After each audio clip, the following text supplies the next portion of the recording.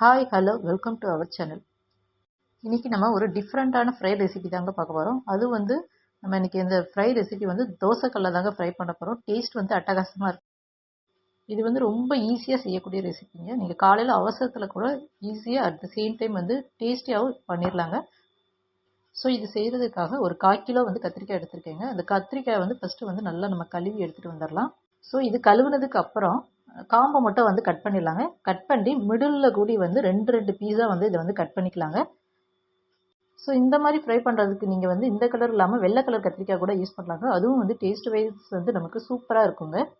எப்பயுமே வந்து கத்திரிக்காய் வந்து கட் பண்ணும்போது அதை கட் பண்ணி வந்து தண்ணியில் போட்டுருணுங்க. இல்லைனா அது வந்து என்ன ஆகுனா கருத்து போய் ஒரு மாதிரி கலர் வந்து சேஞ்ச் ஆகிடுங்க. ஸோ நம்ம இந்த மாதிரி ரெண்டு பீஸாக வந்து கட் பண்ணியாச்சுங்க. கட் பண்ணி தண்ணியில் போட்டாச்சுங்க. இப்போ நம்ம இந்த கத்திரிக்காய் ஃப்ரைக்கு தேவையான மசாலா வந்து ரெடி பண்ணிடலாம். அதுக்காக வந்து நான் ஒரு சின்ன பீஸ் வந்து புளி எடுத்திருக்கேங்க. புளி எடுத்து ரொம்ப தண்ணி ஊற்றக்கூடாதுங்க. கொஞ்சமாக வந்து தண்ணி ஊற்றி அதில் வந்து ஊற வச்சுருக்கேங்க. இதில் வந்து புளி கரைசல் வந்து நம்ம கட்டியாக எடுக்கணும். அதுக்காக தண்ணி வந்து கொஞ்சமாக ஆட் பண்ணுறோங்க. ஸோ புளி கரைசல் வந்து இந்த அளவுக்கு தாங்க எடுத்துக்கிறோம். ரொம்ப வந்து கெட்டியாக எடுத்துக்கோங்க. தண்ணியாக இருந்ததுன்னா மசாலா வந்து நல்லா பைண்ட் ஆகுது. அதனால நல்ல திக் கன்சிஸ்டன்சியில் வந்து நம்ம எடுத்துக்கலாங்க. ஸோ இப்போ வந்து நமக்கு புளிக்கு தண்ணி வந்து ரெடி ஆயிடுச்சு. நெக்ஸ்ட் வந்து ஒரு சின்ன பூண்டு வந்து ஒன்று எடுத்திருக்கேங்க. இந்த பூண்டோட வந்து ஒரு சின்ன பீஸ் வந்து இஞ்சி எடுத்து அது ரெண்டையும் சேர்த்து மிக்சியில் போட்டு நல்லா வந்து அரைச்சி ஒரு பேஸ்ட் ஃபார்முக்கு வந்து நான் எடுத்துகிட்டு வந்திருக்கேன். மசாலாவில் வந்து நம்ம வந்து இஞ்சி பூண்டு பேஸ்ட் போடும்போது நமக்கு நல்லா ஃப்ளேவராகவும் இருக்கும். அட் த சேம் டைம் வந்து டேஸ்ட் வைஸ் சூப்பராக இருக்கும்.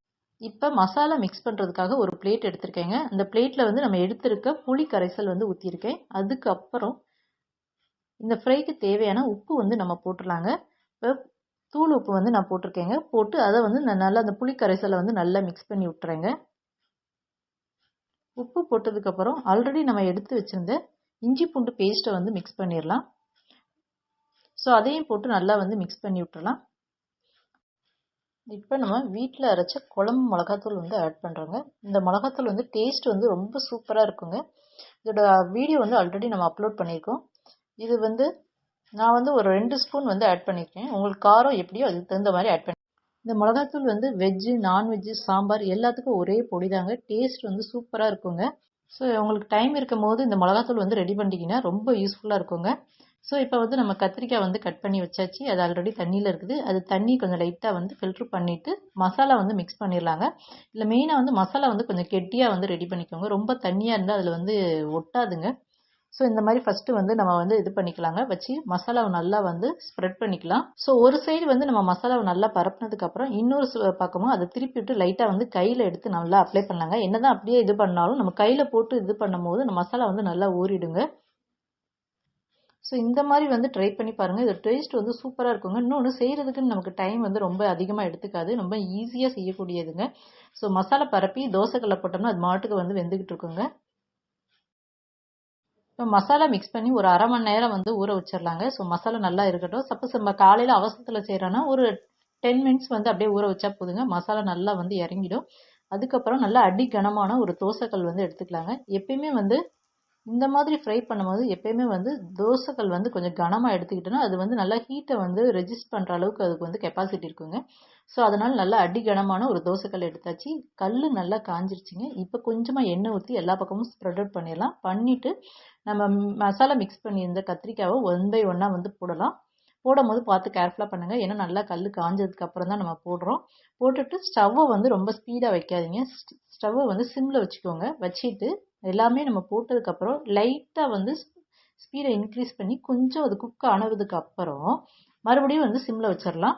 இப்போ வந்து நீங்கள் சம்டைம் வந்து நான்வெஜ் சாப்பிட முடியாத சுச்சுவேஷன் இருக்கலாம். ஸோ அந்த டயத்தில் இந்த மாதிரி கத்திரிக்காய் ஃப்ரை பண்ணி கொடுத்தீங்கன்னா அப்படியே ஃபிஷ்ஷு சாப்பிட்ற டேஸ்ட்டில் இருக்குங்க. டேஸ்ட் வந்து சூப்பராக இருக்கும். நான் சொல்கிறேன் ரொம்ப ஓவராக இது பண்ணுறேன்னு நினைக்காதீங்க. டேஸ்ட் வந்து சூப்பராக இருக்குங்க. இப்போ லைட்டாக வந்து கல் நல்லா காஞ்சதுக்கப்புறம் போடுறோங்க. போட்டு ஸ்பீடில் வச்சுட்டு ஓரளவுக்கு வந்து நல்லா ஒரு சைடு லைட்டாக இதுவானாலும் ஒரு ஜஸ்ட்டு பின்னாடியே வந்து நம்ம என்ன செய்யணும், ஸ்டவ் வந்து சிம்மில் வச்சிடறோம். நீங்கள் வந்து ஸ்பீடாக வச்சுருந்தீங்கன்னா கருகி போயிடுங்க. இது சிம்மில் வச்சு செஞ்சிங்கன்னா தான் நல்லா வந்து குக் ஆகி நமக்கு வந்து டேஸ்ட் வந்து சூப்பராக இருக்குங்க.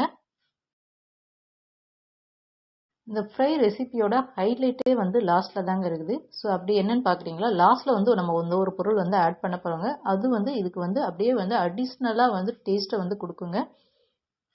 இப்போ நமக்கு ஒரு சைடு வந்து வெந்துருச்சு. வெந்ததுக்கப்புறம் கரண்டி வச்சு லைட்டாக தோசை கரண்டி வச்சு லைட்டாக வந்து திருப்பி போடலாங்க. ஸோ சென்டரில் உள்ளதெல்லாம் வந்து என்ன செஞ்சுருக்குன்னா நல்லா வெந்திருக்கும்.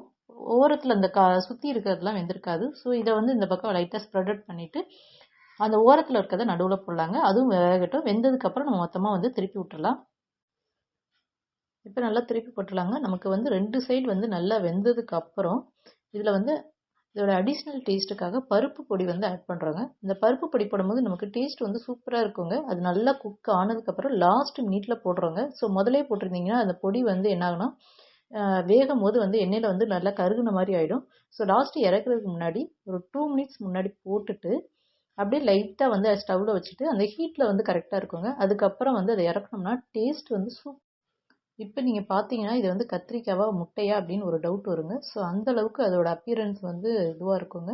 டேஸ்ட்டு வந்து சூப்பராக இருக்கும். ஐ திங்க் இந்த வீடியோ உங்களுக்கு வந்து யூஸ்ஃபுல்லாக இருக்கும்னு நினைக்கிறேன். இந்த வீடியோ பிடிச்சிருந்தா ஒரு லைக் பண்ணுங்கள். முடிஞ்சால் ஒரு சப்ஸ்கிரைப் பண்ணி சப்போர்ட் பண்ணுங்கள். அட் த சேம் டைம் வந்து உங்கள் ஃப்ரெண்ட்ஸ் அண்ட் ரிலேட்டிவ்க்கு ஷேர் பண்ணுங்கள். இது செஞ்சு பார்த்து எப்படி இருந்ததுன்னு முடிஞ்சால் உங்களோட ஃபீட்பேக்கை வந்து எங்களோட ஷேர் பண்ணுங்கள். Thank you so much.